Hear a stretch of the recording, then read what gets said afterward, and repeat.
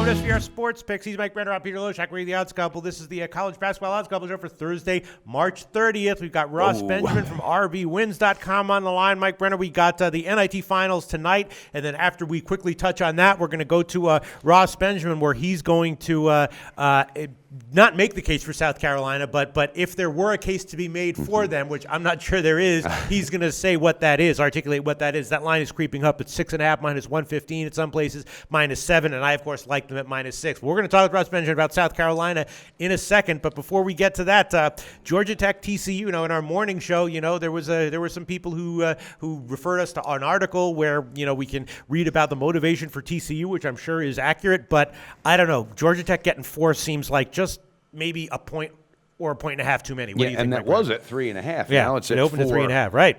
Again, Georgia Tech's held the last 5 opponents to under 40% shooting. Again, this Ben Lamar's, this junior's got 13 blocks in the last 2 games, 18 for the NIT tournament. So defensively, they are absolutely dialed in.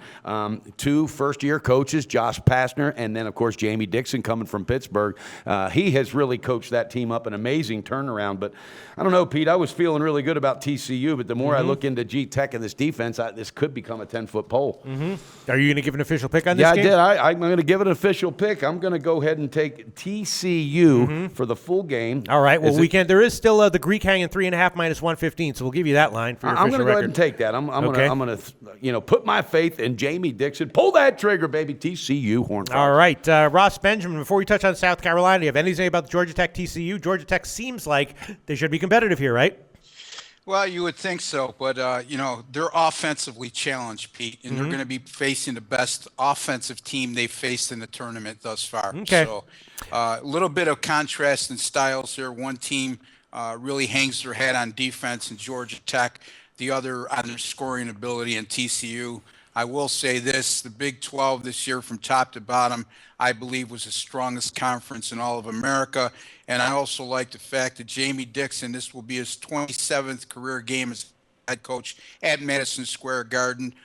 Much more experience in this role than Josh Pastner, and also TCU, a more experienced team in terms of key personnel. Okay, sounds well good. said. Makes sense. Making the case for TCU, and Mike Brenner giving might that not one have to read officially. that article. Yeah. All right, so now we're going to talk with Ross Benjamin from RVWins.com, where he is going to make the case, if there is a case that can be made, for South Carolina. Again, this is not necessarily his opinion. He's not recommending a play on South Carolina. He was just assigned for this video to discuss the case that can be made for South Carolina. Is that right, Ross Benjamin? That's correct. And basically how South Carolina could win this game. Okay. And like you guys alluded to, a little bit of a long shot if you look at the point spread in general. But, this is a team that's hung its hat on defense all season long, guys, and they're going to have to be on their A game from a defensive standpoint against a explosive Gonzaga team. Now, I will say this. Gonzaga has underachieved offensively in their first 4 games in the NCAA tournament as compared to what they did in the regular season. I wouldn't put a lot of stock in that, but it's certainly a noteworthy item considering they're averaging 8 points less per game. They're also shooting 7% less, 50 to 43 during the tournament. So that's something to take a look at. Also, South Carolina has played over their head offensively. If you look what they've done in the NCAA tournament, they're averaging 82 points per game. Yes. That's like 9 points more than what they've done during the rest of the season. So they're going to have to bring their A game both offensively and defensively. They're going to have to play that great defense that's got them to this point, and they're also going to have to limit great defense is fine and dandy, Pete, but if you don't limit the other team's second chance opportunities, it sort of is a wash. So they have to limit those second chance opportunities. Basically, to win this game, guys, and I'd be interested to hear your take, they're going to have to play one of their best games of the season. Now, I mean, they've been a dog in all 4 games of the tournament. They've won all 4, so this is an unfamiliar role. Is it a long shot? Yes. Is it probable? It can happen. Okay, I mean, they've made a case with their play throughout this tournament. All right, yeah, that to me sounds like he just sort of reinforced my personal case for Gonzaga.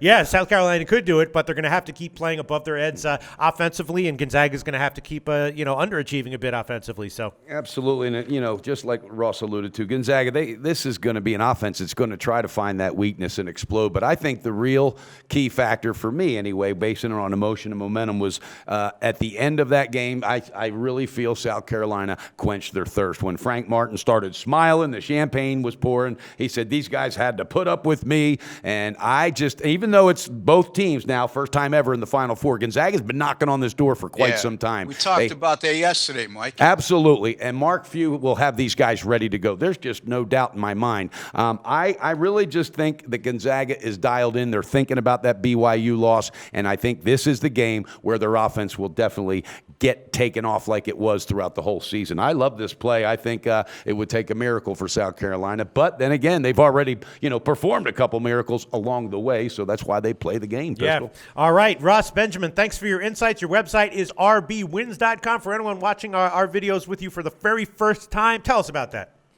Yeah, rbwins.com is where you can find all the games that I give out all the games that I personally wager on myself, of course, for a fee, whether it be daily or subscription packages, and also where my paying clients receive all those games as well.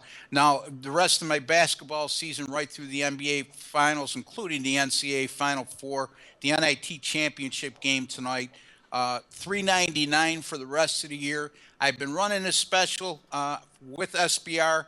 I'm going to continue to run it because it's been highly successful. Thank you for all your calls and business. Look forward to doing business with any of you out there who aren't doing business with me yet. $2.99. I'll knock $100 off the price.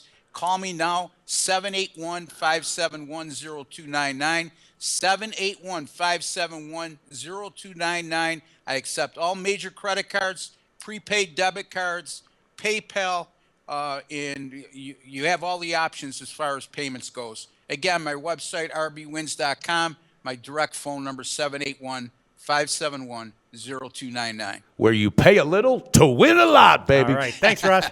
Have a great day, Ross. Well, this episode of The Odds Couple is over. But if you give us a like and click SBR's logo at the bottom of the screen to subscribe, then you'll get all the upcoming videos as soon as they come out. And don't forget to take advantage of our website. There's free picks, live betting lines, and sportsbook reviews and ratings guides, and a whole lot more. Check it out now.